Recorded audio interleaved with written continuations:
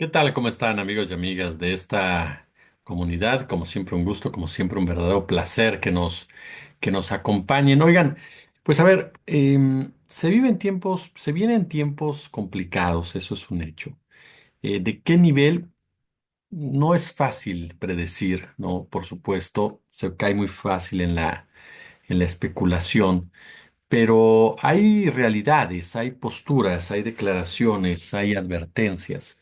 Y creo que el error muchas veces es tratar de minimizarlas, de normalizarlas o de caer en la simpleza de decir no pasa absolutamente nada.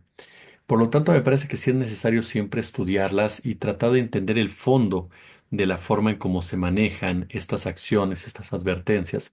Porque sí, si de repente aparece un tipo a decir que le va a cambiar el nombre al Golfo de México, que va a utilizar su ejército para tomar el control de Groenlandia o del Canal de Panamá, pues puede parecer una verdadera locura, ¿no? Puede parecer un personaje totalmente desquiciado, pero hay carnita detrás de estos pronunciamientos por parte de Donald Trump.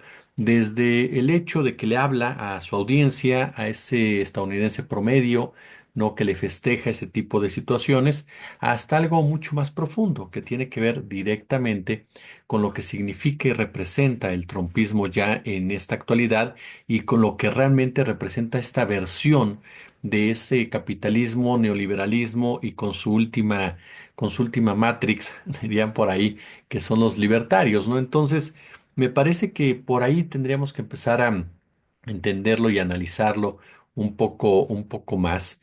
De entrada, dejar en claro que no puede cambiar el nombre del Golfo de México ahora sí que por sus pistolas, ¿no? En realidad, para hacer un cambio de esa naturaleza, debido a que comparte la posesión del mismo con Cuba y con México, tiene que llegar a un acuerdo, tiene que llegar a un acuerdo con estas naciones para que se pueda modificar el nombre al respecto. Por lo tanto, no puede hacerlo nada más porque quiera Donald Trump y llegue al gobierno de Estados Unidos y diga, ¿sabes qué? Ahora se llama Golfo de América. Bueno, pues ahí en Estados Unidos se puede llamar como quieran, pero mundialmente, cartográficamente, en fin, no le puedes cambiar el nombre si no hay un acuerdo con los otros propietarios de esas zonas, que son nuestro país y que es Cuba. Así de sencillo.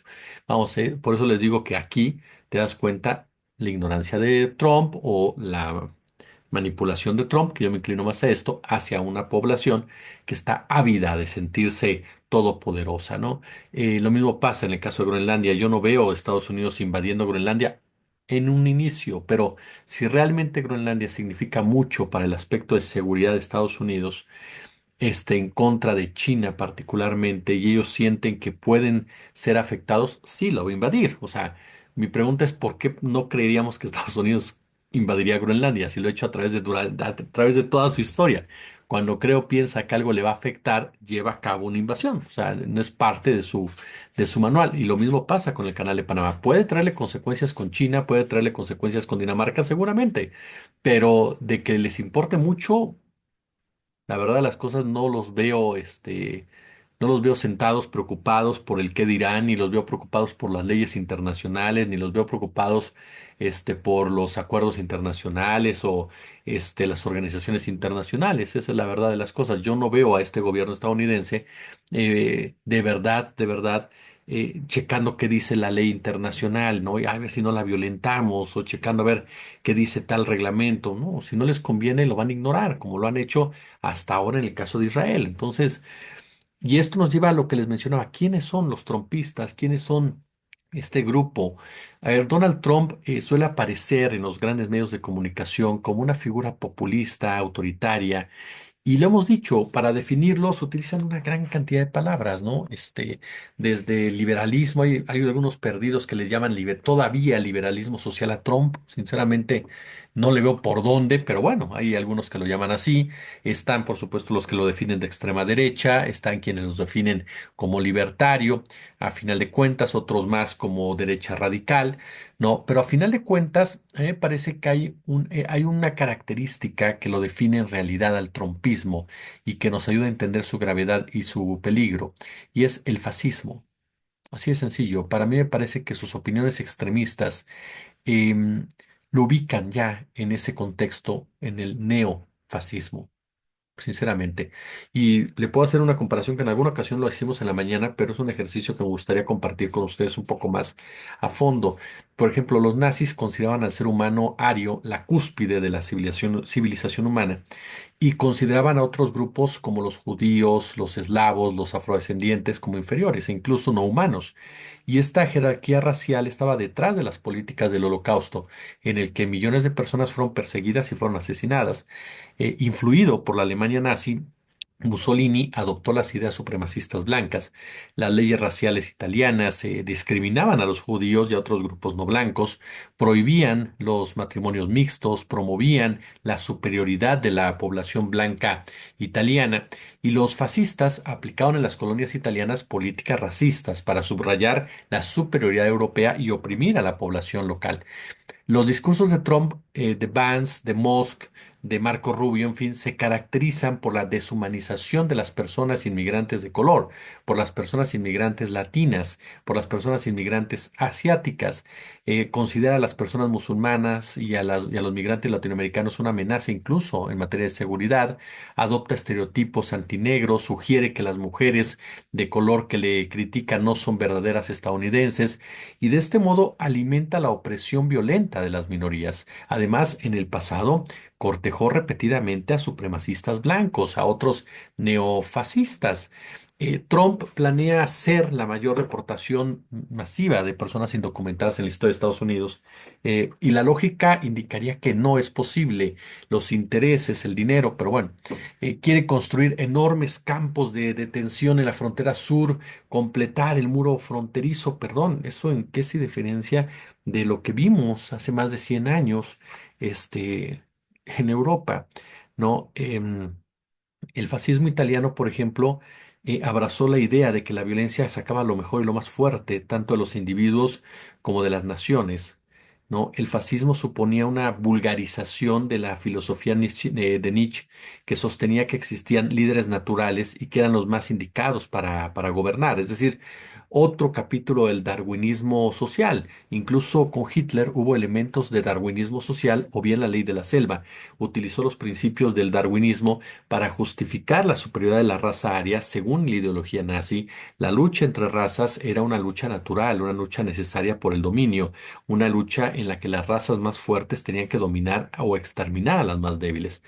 Ahora, como país fuerte, Alemania pues tenía derecho a expandir su espacio vital, ¿no? A costa de los pueblos inferiores de Europa del Este. ¿A qué les suena cuando quieren llevarse el canal de Panamá, Groenlandia, Canadá y cambiarle el nombre al Golfo? Trump insiste también a menudo en la idea de que el mundo es una competencia feroz, tanto en los negocios como en la política. Elogia a Putin, a Kim Jong-un, que destilan poder, que destilan dominio. Se ha jactado de robar el petróleo de Venezuela, de Siria. Su ética personal gira en torno a ganar y dominar. Se ha calificado a sí mismo como inteligente, ¿no? Y ojo con esto, otras características del fascismo, que lo vimos tanto con Hirohito como con este Mussolini, como con el propio Hitler, era el culto a la personalidad, la histeria de masas que desempeñaron un papel importante a la hora de consolidar el poder y movilizar a la población. Basándose en un principio de Hitler, se le presentó como el líder infalible a Alemania, el centro de la nación, del pueblo. Mussolini cultivó una imagen de fuerza infalible, de vitalidad masculina, al presentarse como líderes fuertes, orquestar reuniones colectivas masivas. Pues obviamente el impacto que tuvieron en la población fue bastante grande y esto reforzó sus dictaduras.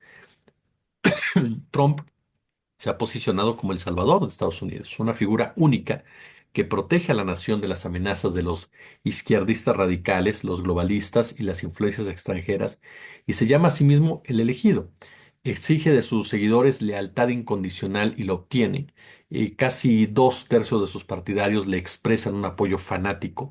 Tres cuartas partes de sus seguidores aceptaron la falsa idea de que las elecciones del 2020 fueron fraudulentas. Y los mítines de Trump atraen a muchas personas y se centran en él como individuo. También ponen de relieve esta conexión personal entre él y sus seguidores, las imágenes, los recuerdos, las gorras de MAGA, de volver a hacer que Estados Unidos sea grande, las banderas con su nombre. Todo esto refuerza lo que es una devoción personal. Hay hasta una especie de Biblia de Trump, ¿no? Que está escrita con sus, bueno, que el contenido son sus tweets, sus posteos. Ahora, no dejemos de lado las teorías conspirativas, los bulos. Tanto Hitler como Mussolini utilizaron la propaganda, la manipulación de la información, las teorías conspirativas para difundir su ideología, para desacreditar a oponentes, para movilizar el apoyo de las masas. Y lo lograron mediante el control de los medios de comunicación. Goebbels, ministro de propaganda de Hitler, afirmó aquella frase que se le ha dado ya muchas vueltas de que si dices una gran mentira y la repites con suficiente frecuencia, la gente acaba creyéndosela.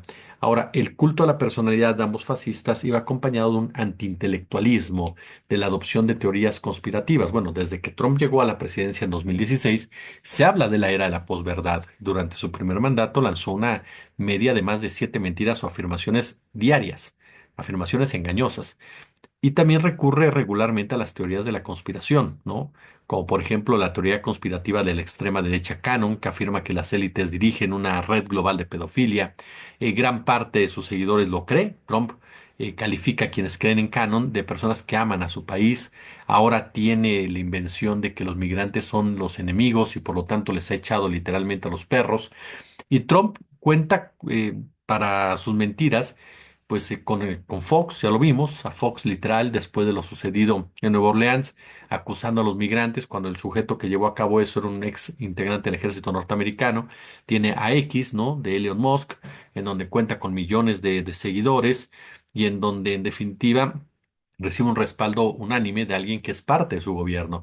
Y en las últimas 3 décadas, los patrones, por ejemplo, de acumulación de capital en el mundo, juegan un papel determinante en esto. Por eso les mencionaba el caso concreto de Musk. Musk se convierte en el principal apoyo de Trump en la campaña, que metió millones y millones y millones y millones de dólares, y Trump le entrega literalmente una oficina de gobierno. Dicen por ahí que ya han comenzado ciertas diferencias, yo no sé qué tan cierto sea esto, pero la realidad es que no sería raro que existieran. A final de cuentas, uno de los dos va a tener que ceder frente al otro y la lógica imperaría que fuera el político ceder ante el empresario como son las cosas actualmente. Esto no quiere decir que esté bien o que esté mal o que uno sea mejor que el otro, simplemente hablamos de jerarquía de poder. Y esto porque, le reitero, la globalización económica, la financiarización, la reconfiguración del poder económico, tanto a nivel local, regional, global, han sido los motores de una transformación que ha llevado al mundo a donde está. Las esperanzas de equilibrio económico que se vislumbraban en los años 70, representadas por el modelo 50-50, pues se desvanecieron sin dejar rastro. Incluso el lenguaje económico ha cambiado, adoptando términos y narrativas que en aquella época habrían sido completamente incomprensibles. Y esto nos lleva a qué intereses económicos hay en el trumpismo. Nancy Fraser, destacada filósofa y teórica, acuñó el término neoliberalismo progresista para describir un modelo que combina políticas económicas neoliberales tradicionales como la desregulación, la privatización, la austeridad fiscal, con valores culturales progresistas como la diversidad, la inclusión, los derechos civiles. Y aunque el neoliberalismo progresista se diferencia del conservador en su discurso cultural, ambos comparten en realidad los mismos resultados económicos: un aumento en la concentración de la riqueza y una profundización de la desigualdad. Es decir, las acciones de uno permiten el arribo al poder del otro. El ejemplo más claro es Bill Clinton, ¿no? Durante el mandato de Clinton se derogó la ley Glass-Steagall de 1999. Se permitió que los bancos combinaran actividades comerciales y de inversión, y esto benefició a grandes instituciones como Goldman Sachs, como JP Morgan. Sin embargo, la crisis financiera del 2008 pues puso de manifiesto, expuso las consecuencias de estas políticas. Mientras millones de personas perdieron sus hogares y empleos, los rescates multimillonarios salvaron a los bancos globales, ¿no? A final de cuentas, al día de hoy, 5 grandes empresas tecnológicas controlan más del 23% del mercado bursátil de Estados Unidos, mientras que la desigualdad salarial continúa en aumento en aquella nación. Aquí el problema es que, por un lado, están esos neoliberales progres y por el otro, ¿quiénes están? Están los nacionalistas, los neoreaccionarios, ¿no? Los trompistas en pocos lados. Por un lado está el caso de Musk, el caso de Peter Thiel, y por el otro están los Soros, los Biden, los Blinken, los Sullivan, los Macron, los Steiner, los Trudeau, los del BlackRock, la banca Rothschild, ¿no? Este, los que apuestan a que se van a espiralizar los dementes, pues son los partidarios de la guerra. ¿Por qué? Porque entienden que del otro lado están los ganadores sociópatas. Es decir, el infierno se quedó vacío, en pocas palabras. entre ambas partes, y el análisis global y local lo que revela es un patrón claro. La alternancia entre versiones del neoliberalismo no busca resolver las crisis estructurales, busca adaptarlas a las necesidades propias del capital. Romper con este modelo exige no solo un cambio en las políticas económicas, sino también una transformación de las relaciones de poder que permite su perpetuación. Mientras esto no ocurra, tanto en el país que usted me diga como en el resto del mundo, la mayoría de las mayorías seguirá atrapada en un sistema diseñado para beneficiar a unos pocos. Trump, quien ganó la Casa Blanca con promesas populistas y con ello obtuvo el apoyo de votantes que se sienten que fueron abandonados por el sueño americano, incluyendo un amplio sector de trabajadores desencantados con la cúpula de Washington, ha nombrado un gabinete, como dice David Brooks, de ricos. Es un gabinete de millonarios, de multimillonarios, incluidos diplomáticos. El más notable, obviamente, es el propio Elon Musk, pero estamos hablando de que hay personajes en la Secretaría de Comercio, de Educación, del Tesoro, del Interior, ¿no? Que son parte de una élite y que va a velar por los intereses de esa élite. A final de cuentas, esta clase económica no le interesa beneficiar a los más desprotegidos, no les interesa un mundo más igualitario. A ningún integrante del neoliberalismo como tal, ahora disfrazados unos de libertarios y otros de neorreaccionarios y como se quieran llamar, les interesa seguir acumulando el capital. Es más, las crisis económicas son un invento de estos personajes, son un invento del capitalismo. Antes eran producidas por factores externos a la economía, pero es lícito sospechar que también son parte de un plan de saqueo de la clase trabajadora. Dice el maestro Jorge Mahfoud que las crisis económicas son grandes inversiones para los millonarios, por los cuales siempre compran todo a precio de necesidad y eso explica por qué. Porque luego de una pérdida inicial y en menos de 10 años multiplican sus capitales, multiplican su poder político hasta que se les va la mano, ¿no? Como ya ocurrió en 1929, y más que una crisis producen una depresión, la que suele levantar a los de abajo y forzar cambios políticos, ideológicos que de inmediato ellos llaman radicales. Y al parecer estamos en esta generación del desprecio, orgullosa del mito más perverso de la historia del capitalismo, que es el desenfrenado egoísmo del individuo que es beneficioso para la sociedad, que como bien lo dice el maestro Mahfoud, no tiene nada de cierto. La sociedad, ¿no? Digámoslo así, de la sociedad archipiélago de islas alienadas, ¿no? Por definirlo de alguna forma, es una generación que será seguida por la crisis. Ya vivimos la crisis, ¿está de acuerdo? Ya vivimos una crisis económica provocada por las élites, ¿de acuerdo? Bueno, de ahí viene el fascismo. Ya llegó el fascismo a Estados Unidos y después viene la rebelión de los de abajo. Y aquí es la gran pregunta. ¿Cómo es posible que la mayoría de las personas, los famosos pobres de derecha, adopten con tanta pasión y convicción las ideas de una minoría? Karl Marx señaló que las ideas de la clase dominante son las ideas dominantes de cada época. Y la clase dominante, aunque no sume ni el 1% de la sociedad, como es el caso actual, no solo posee y se ha apropiado de los medios de producción, de todas las invenciones de la humanidad a lo largo del siglo, sino que también posee los medios de financiación, los medios políticos, los medios de comunicación. Y así ha sido desde la antigua Roma, desde los sermones de los sacerdotes que interpretaban la Biblia para una congregación de analfabetas en las ricas catedrales financiadas por los señores feudales, hasta sus herederos, hasta los liberales, en una posesión de la imprenta, luego de la radio, luego de la televisión, luego de Internet, luego de las redes sociales y luego de la inteligencia artificial. Si algo está claro es que este sistema no tiene futuro, esa es la realidad. Pero su estrategia, ¿cuál es? Prolongar la agonía de los de abajo, ¿no? Y el champán para los de arriba. Eso es el trumpismo como tal y está dispuesto a todo con tal precisamente de mantenerlo en una etapa que, insisto, llegamos de la crisis, entró el fascismo y terminará con una rebelión de las de abajo, si es que la confrontación de las élites te da tiempo. Pulgar arriba si les gustó el video, como siempre un gusto, como siempre un placer.